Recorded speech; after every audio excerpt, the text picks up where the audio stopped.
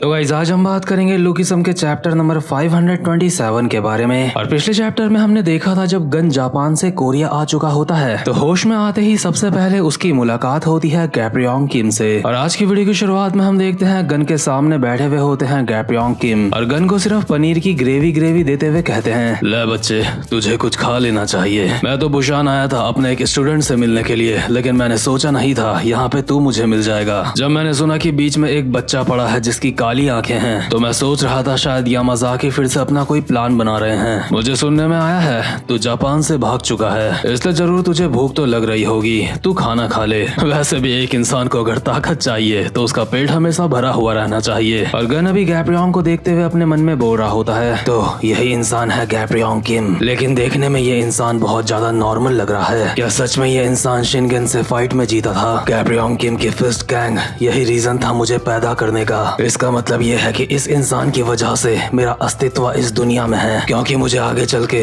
कभी अपने फादर का बदला इस इंसान से लेना था। लेकिन अभी के लिए गन जापानीज में गैप्रियोंग को कहता है, आखिर तुम मुझसे क्या चाहते हो? तुम मेरी मदद क्यों कर रहे हो? गैप्रियोंग को क्योंकि जापानीज समझ नहीं आती, इसलिए गैप्रियोंग अपने ड्राइवर बाकुनो से पूछते हैं कि ये बच्चा क्या बोल रहा है। बाकुनो कहता है, बॉस ये पूछ रहा है कि आप इसकी मदद क्यों कर रहे हो। गैप्रियोंग कहते हैं, क्या ये पूछ रहा है कि मैं इसकी मदद क्यों कर रहा हूँ? भला मुझे इसकी मदद क्यों नहीं करनी चाहिए? इस बच्चे को बता दो मुझे चीजों को कॉम्प्लिकेटेड बनाना पसंद नहीं है। बच्चे तू शिनगन का बेटा है ना? सच में तू देखने में मुझे काफी हद तक शिनगन जैसा लगता है, लेकिन आखिर शिनगन के साथ ऐसा भी क्या हो गया जो तुझे यहाँ पे आना पड़ा? क्या वहाँ जापान में तुम लोगों के आपस में पंगे चल रहे हैं? इसके बाद गन जो बातें कहता है बाकुनो उसको ट्रांसलेट करके गैप्रियोंग को बताता है। गन जापानीज में कहता है, शिनगन की मौत हो चुकी है, यामाजाकी फैमिली की आपस में ही लड़ाई हो चुकी है, और शिनगन जिस वक्त मुझे बचा रहे थे उस वक्त उन्हें बहुत ही जानलेवा चोट आई थी, और शिनगन को जान से मारने वाला और कोई नहीं बल्कि शिनतारो है। और अभी जिस रेस्टोरेंट में बैठ के ये लोग खाना खा रहे होते हैं वहाँ पे सारे के सारे लोग ही फिस्ट गैंग के होते हैं। हालांकि ये चीज हमें बताई नहीं गई है, लेकिन इनके कपड़ों से हम साफ ये पहचान सकते हैं। इसके बाद गैप्रियोंग अपनी सिगरेट जलाते हुए कहते हैं, अच्छा तो तू बोल रहा है कि शिनगन मर चुका है? हाँ, भले ही वो अपनी किस्मत नहीं चुन पाया, लेकिन मुझे लगता है उसने मौत अपनी खुद चुनी है। और यहाँ पे कुल मिला के बात यह है कि अब वो शिनगन के बेटे के भी पीछे पड़े हैं, और इसीलिए तो जापान से भाग के साउथ कोरिया आ चुका है ना? लेकिन कोरिया आके भी ज्यादा कुछ बदलने नहीं वाला है। यामाजाकीज की यहाँ भी काफी ज्यादा जान पहचान है, इसीलिए तेरे लिए यहाँ पे रहना भी आसान नहीं होगा। इसीलिए अगर तूने थोड़ी सी भी लापरवाही बरती तो किसी भी पल तेरी यहाँ पे जान जा सकती है। गन कहता है, तुम इस बात की चिंता मत करो,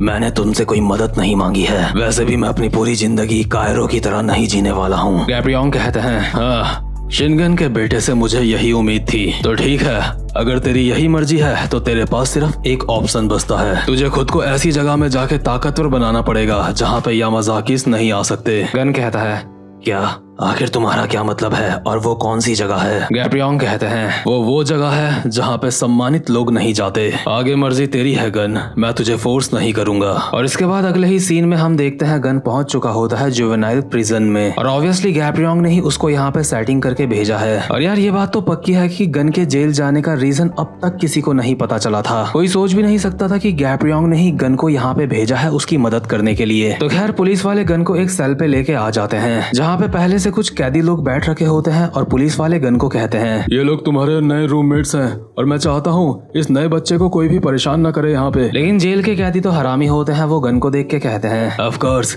हम इसके साथ बहुत ही अच्छे से रहेंगे। सच में हमारा नया दोस्त काफी ज्यादा प्यारा लग रहा है। हाँ इसकी स्किन बहुत ज्यादा सॉफ्ट लग रही है, आज रात को मजा आने वाला है। और सच में रात में इन सबको ही मजा आ जाता है, क्योंकि गन ने इनमें से एक एक बंदे को मार मार के जमीन में गिरा दिया होता है और अनकॉन्शियस कर दिया होता है। और मैंने आपको एक बार पहले भी बताया था कि जेल एक ऐसी जगह होती है जहाँ पे ताकतवर का ही राज चलता है, इसलिए गन यहाँ जेल के अंदर काफी सारे लोगों से फाइट करके उनकी हालत खराब करता है। पूरे के पूरे जेल के अंदर ऐसा कोई भी नहीं होता जो गन से टक्कर दे सके। और क्योंकि गन ने यहाँ पे एक एक बंदे की हालत खराब कर दी होती है, इसलिए गन अब बोर हो रहा होता है, क्योंकि गन के पास ऐसा कोई नहीं होता जो जेल के अंदर उससे पंगे लेने की हिम्मत करे। और देखते ही देखते गन इस जगह का राजा बन चुका होता है, यानी कि जेल के अंदर का डॉन। और एक दिन गन अचानक से देखता है कि जेल की जमीन को एक बंदा साफ कर रहा है जिसका एक हाथ कटा हुआ है। गन इस बंदे को देख के कहता है, क्या आखिर ये कौन है? और अब तक तो आपको पता चल ही गया होगा कि ये बंदा कौन है। ये है चार्ल्स चोई। गन के साथ वाला बंदा गन का जवाब देते हुए कहता है, मुझे माफ करना, ये बस साफ सफाई करने वाला है। ये जेल में इसी तरीके के काम करता रहता है। प्लीज सर, आप इसके ऊपर ध्यान मत दीजिए, ये तो हमेशा यही करता है। दूसरा बंदा कहता है, उसका एक हाथ कटा हुआ क्यों है? क्या ये बंदा सच में जेल का कर्मचारी है या फिर किसी का खबरी है? ना, ये किसी का खबरी नहीं हो सकता।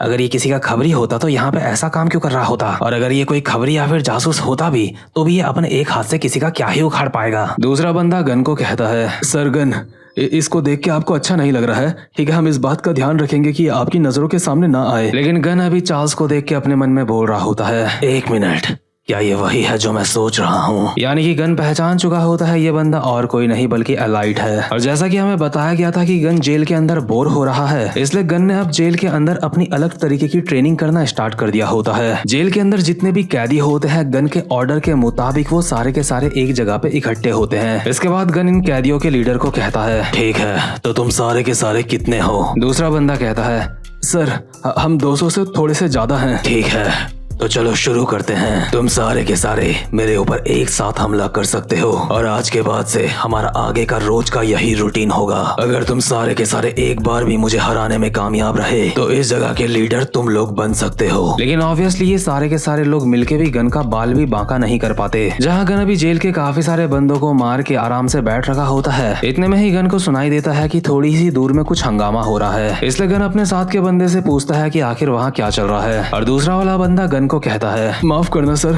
वो बुढ़ा आज तक अभी तक कुछ नहीं बोला था, लेकिन अब वो अचानक से बोल रहा है कि उसे आपसे मिलना है। और हम देखते हैं चार्ल्स चोई जिद कर रहा होता है गन से मिलने की, लेकिन सारे के सारे लौंडे उसको रोक रहे होते हैं। लेकिन चार्ल्स फिर भी बहुत ही डेस्परेटली चिल्लाते हुए गन को दूर से बोल रहा होता है, यामाज़ाकी, तुम यामाज़ाकी हो, है ना? मैं तुम्हारी आंखें देख के पहचान सकता हूँ। हे बच्चे, तुम शिनगन के बेटे हो, मैंने सही कहा ना? मैं तुमको एक मौका दे सकता हूँ। अगर तुम मेरा सहारा बनोगे तो मैं तुम्हें वो हर चीज ला के दूंगा जो तुम्हें चाहिए। तुम जो कुछ भी चाहते हो वो तुम्हें मिल सकता है। मेरे पास एक बहुत खतरनाक प्लान है जिससे हम इस पूरी की पूरी दुनिया में राज कर सकते हैं। यामाज़ाकी, मेरे ऊपर यकीन करो, मेरे ऊपर विश्वास करो, मैं तुम्हारी बहुत चीजों में मदद कर सकता हूँ। एक बंदा चार्ल्स को रोकते हुए कहता है, बुड्ढे, तेरी हिम्मत कैसे हुई गन सर से ऐसे बात करने की? क्या तू चाहता है हम तेरा दूसरा हाथ भी उखाड़ दें? लेकिन गन एक स्माइल के साथ कहता है, उस इंसान को छोड़ दो, ऐसा ट्रीटमेंट वो इंसान डिजर्व नहीं करता है। मैंने सोचा नहीं था कि महान एलाइट यहाँ जेल में होगा, लेकिन मुझे समझ नहीं आ रहा है महान एलाइट यहाँ जेल के अंदर जमीन क्यों साफ कर रहा है। और आखिर भला तू मुझे क्या दे सकता है? तेरे पास ऐसा क्या है? और यार मतलब तुम सोच के देखो कि एलाइट अभी इतना ज्यादा लाचार है कि उसने गन के सामने अपना सर झुका रखा है। जो एलाइट हमने फ्यूचर वाला देखा था वो तो कितने चौड़े में रहता है, लेकिन कभी उसकी हालत ऐसी हुआ करती थी। एलाइट सर झुका के बहुत ही डेस्परेटली गन को कहता है, यामाज़ाकी,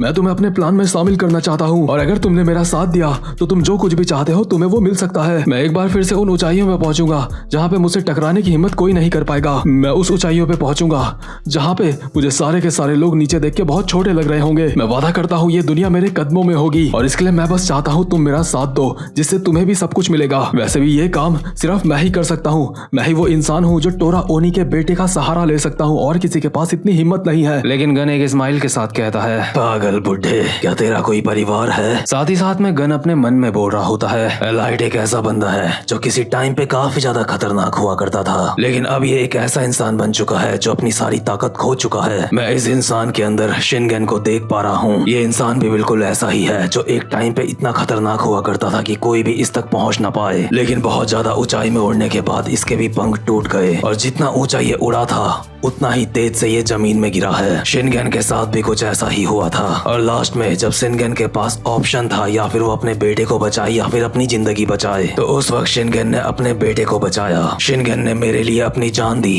क्या मुझे इस बात के लिए रोना चाहिए या फिर गुस्सा करना चाहिए? लेकिन मैं जानना चाहता हूँ अगर शिनगन अभी जिंदा होते तो वो कौन सी मंजिल में जाके रुकते। और क्योंकि गन एलाइट में शिनगन को देख रहा होता है इसीलिए ही उसने एलाइट से पूछा होता है कि क्या तुम्हारी फैमिली है, क्योंकि शिनगन तो अपनी फैमिली को पहले चुनता अपने आप से और गन जानना चाह रहा होता है ये बंदा किसको चुनेगा। इसलिए चार्ल्स गन का जवाब देते हुए कहता है, हाँ मेरी एक बेटी है। गन कहता है आगे चल के तेरी औलाद तेरी कमजोरी बन सकती है। अगर तू चाहता है कि मैं तेरे साथ काम करूं तो मुझे अपना मुंह तब दिखाइयो जब तू अपनी बेटी को जान से मार देगा। लेकिन चार्ल्स एकदम से ही कहता है अगर मैं कल ही अपनी बेटी को जान से मार दूं तो क्या तुम मेरे साथ काम करने के लिए तैयार हो जाओगे? लेकिन क्योंकि शिनगन ने भी अपने बेटे को बचाने का सोचा था, इसलिए गन भी अभी एलाइड को देख के कहता है अपनी बेटी को मारने की जरूरत नहीं है, लेकिन अगर तेरे प्लान ने मुझे थोड़ा सा भी निराश करा तो तेरी बेटी और तुझे दोनों को मैं ही मार दूंगा। तुझे अपनी मर्जी से मरने की भी इजाजत नहीं है। और क्योंकि गन देखना चाह रहा होता है कि इस बंदे के साथ आगे चल के क्या होने वाला है, इसलिए वो इसके साथ काम करने के लिए तैयार हो जाता है और कहता है तो